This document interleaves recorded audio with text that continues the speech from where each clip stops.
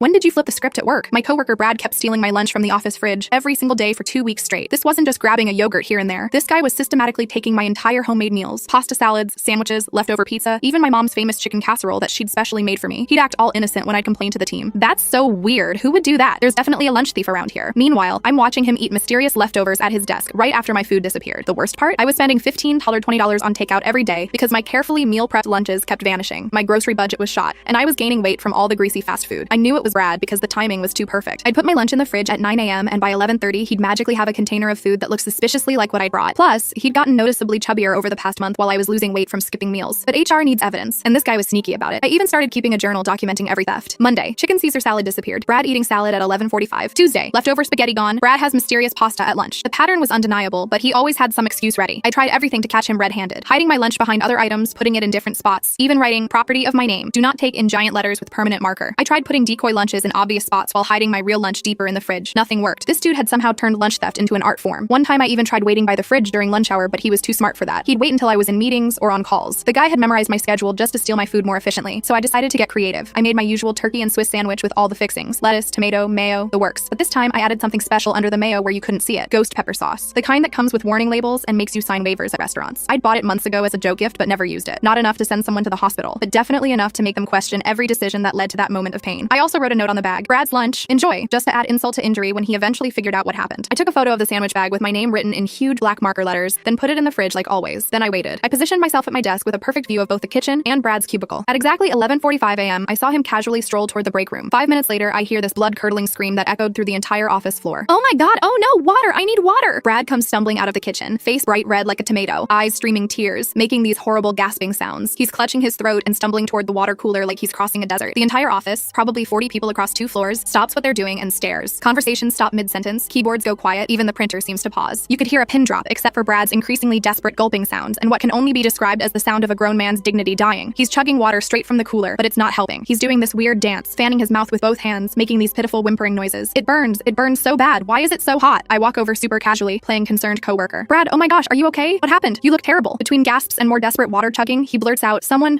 put hot sauce in their sandwich? Like, really hot sauce. My mouth is on fire. I tilted my head, putting on my best confused expression. Wait, hold up. You ate someone else's sandwich? Whose sandwich was it? That's when his face went from tomato red to ghost white. You could literally see the moment his brain caught up with his mouth. The entire office was dead silent, watching this unfold like a soap opera. I thought it was, I didn't know. I pulled out my phone and showed him the photo I'd taken that morning. Oh, that was my sandwich. The one with my name on it in giant letters. Thanks for solving the mystery lunch thief case, Brad. Really appreciate you confessing in front of everyone. His face went through about 5 different shades of red and white. He grabbed his stuff and disappeared into the bathroom for the next hour. Best part? He brought his own lunch every day after that, and somehow my food never went missing again. Amazing how that worked out.